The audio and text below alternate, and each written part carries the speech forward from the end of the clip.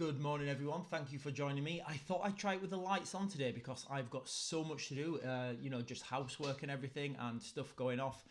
Guys, the sun's out. It's Saturday. It's the weekend. What are you doing? Are you enjoying the sun? I think people are seriously starting to, especially in the UK, I think people are starting to have demand destruction now with certain goods. Certainly what we said yesterday, I've just spoken to Sarah about it. We said about the, we're just not going to buy, a swimming pool this year unless we can get one really, really cheap. It's just something like we realistically, we thought, well, is it an expense that we actually need? And then we started talking about it and then we was like, well, this is what you're going to get now. You're seeing the effects right now on the high street of these shipping delays, of these wars, of everything. Now it's seeming, it's actually coming into fruition. What we've been saying is going to happen for a while. I think realistically for us yesterday, seeing the prices of the do you call them swimming pools? The overground swimming pool, paddling pools are about 3 foot high. You know the ones I'm talking about. Just for us, I'm not sure we're going to get one this year because the price has literally doubled. And I think looking from the, and that's the price of it, all of them have doubled. So I think we really are seeing a real case now of demand destruction. And I think what will happen next, as people just say, right, we're not having them, I think the prices of these non-essential items are just going to plummet because they can't be sold at the higher price that they need to be sold to make a profit. So retailers will just have to get rid of them. But the next year, they just won't buy any in. So I think the supermarket and the high street is about to have a huge change. And, I'm really aggressive with my timelines because I see things straight away. But the reality is it takes time for these things to filter through. So maybe next year, this time, there just won't be any swimming pools on the shelves. And then, it'll be what it is. Anyway, guys, so one of you guys put in, and thank you so much for your comments. One of you guys put in the comments last night, when I did the video about Ukraine's push through, like a few hours after I posted the video, they put, oh, it's all over Sky News now. They're talking about it. I actually got that message through to my phone at like 10 o'clock in the morning here. So it was like midday in Ukraine. Now, I've done these videos before and I've mentioned this slightly, how this works. So we'll go with Sky News, and then I watched the Sky News article, and the guy, he doesn't have a clue what he's talking about. He's looking down at his notes because he's reading what somebody else has told him. So basically, the guys at Sky News, I know a lot of them. I know the security guys. I know the security guys at BBC, and I know a lot of the freelance guys as well. So the main hub for them will, it's in, I'm not going to mention the hotel, but it's a hotel in Kiev. Right in the center, because they have to be there, because that's where, if Zelensky's going to do any press conferences, they need to be there. So that's where the main hub is. And then they'll have satelliting teams that go out to X, Y, and Z.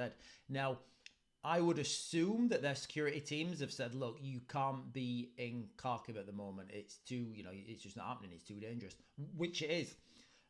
So they'll have pulled their teams from Kharkiv, or they'll be just outside somewhere in another region. And also the Ukrainian military is really, they really control the press. So they don't let any press go into any regions that are not sanctioned or whatever. And because obviously the Ukrainians want to control the narrative as well. And there's absolutely nothing wrong with that, guys, okay? The Ukrainians are at war. You can't be critical. You can't be critical of anything they do. They are literally in a fight for their life. Imagine if you're like in a fight in a pub and somebody's saying, oh, no, you can't do that. And you're like, all right, okay. No, it's not fair. He's bigger than you. You're bigger than him. So you need to put one hand behind your back. You're like, all right, okay. It doesn't work like that, guys, all right? As far as I'm concerned, they're in a war, so they can do whatever they want with their country, with their men, with their manpower, with the weapons they've got. Also, as a counter to that argument, they should also be responsible enough to know that there will be, outcomes for whatever happens. But, that's for them, for the Ukrainians to decide. Certainly not for me here, sat in the UK. Anyway, guys, what I was saying. So the attack itself happened at 5 o'clock in the morning. So it was almost 18 hours before this got to Sky News. I got it I don't know, 6 or whatever, 7 hours. I got it 7 hours after it happened, and it was confirmed to me. Now, I've said this before, but the reason it takes so long for mainstream media to catch up is, first of all, it needs to go before we get to digest this. This has to go through so many filters. So it will go from the guys on the ground, whoever's seen this. So in this case, I can only assume it was Ukrainian military. The Ukrainian military will then tell their press officers or whatever what's happened. Those press officers will then, they will want to control that narrative and say what's happening and give facts and figures that are, and again, right now in the war, I think the facts and figures that are being given are a lot more realistic, but they will want to control those facts and figures. Once those facts and figures are controlled, then that will get released as a press release at a certain time when all the news people can get there. They'll ask questions, and then the individual news companies, for example, the ones back in the UK, will be reporting this a lot different to the ones in Russia, to the ones in Poland, Germany, etc. You see where I'm going with that, guys, okay? Each news outlet will be reporting this slightly different. So all this takes time, and it takes time for this to work up and for it to hit the mainstream.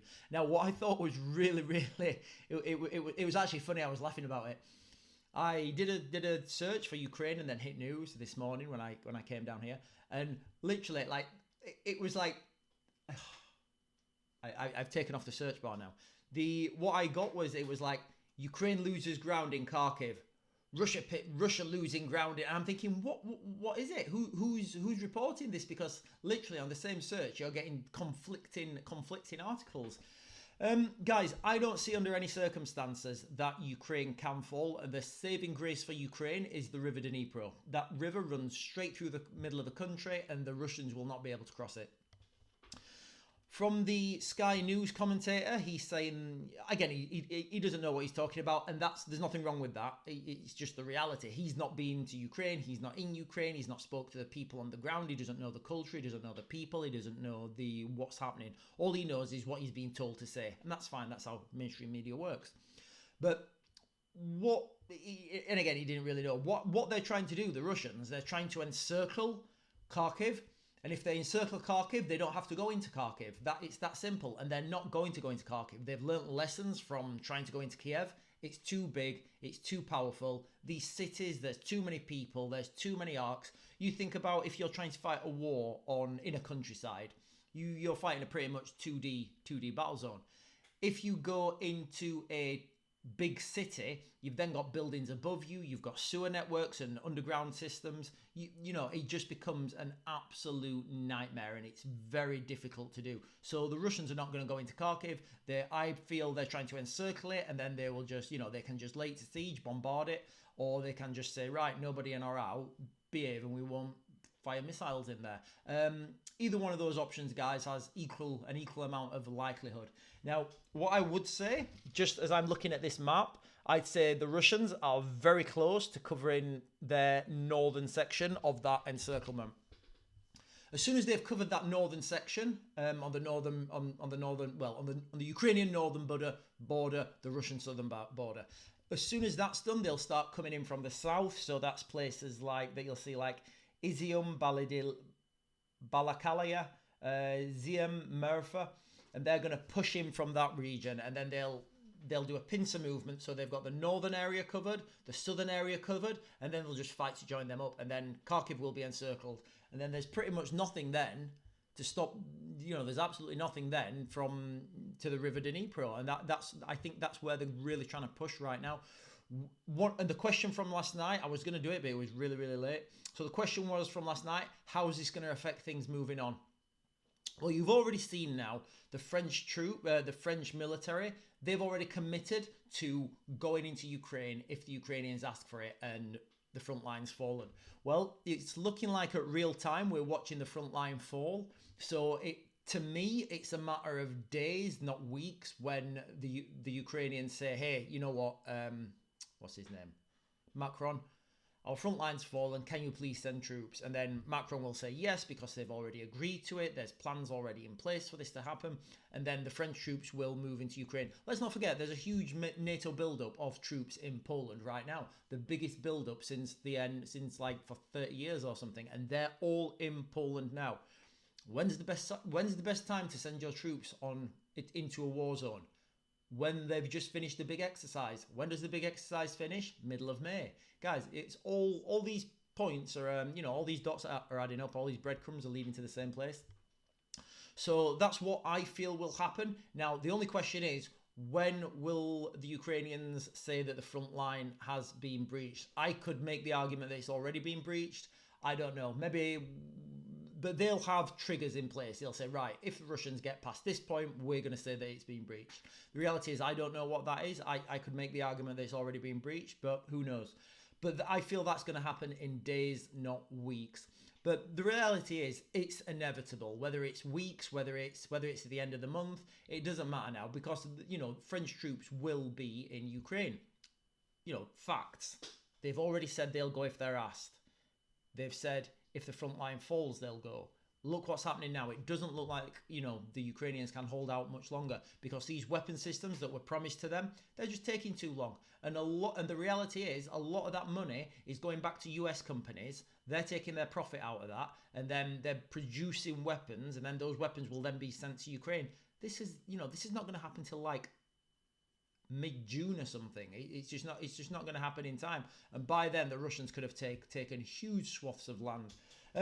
Also, guys, what I just want to talk about quickly is something that on the Israel front.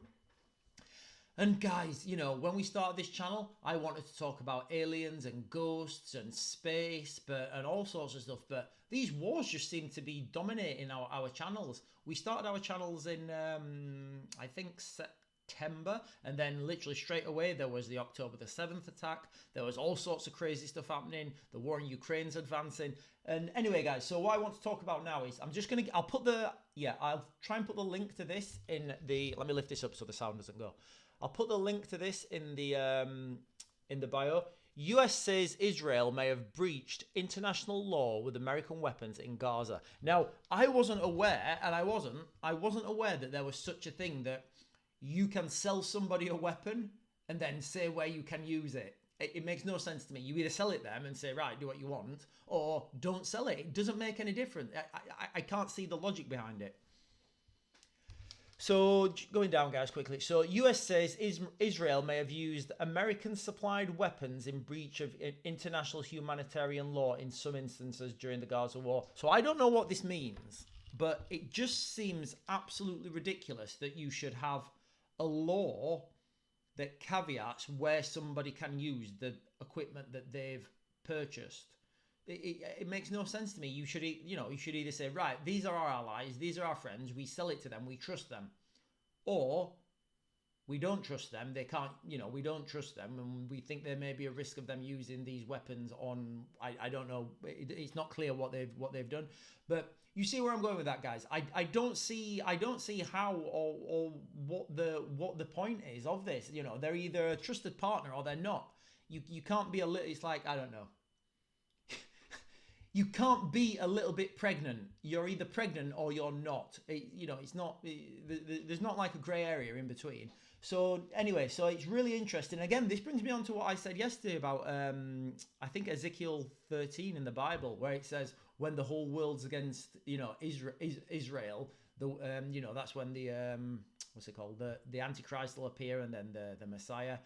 Guys, I don't know, and I don't usually give any stock into this, but it's very difficult not to see the correlations between things in the Bible and what's happening today. Anyway, guys, I've waffled on for too long. It is a Saturday. I hope you guys are enjoying yourselves. Don't forget to like, follow, and subscribe, and share my video on your socials, guys. I'll see you later for another update.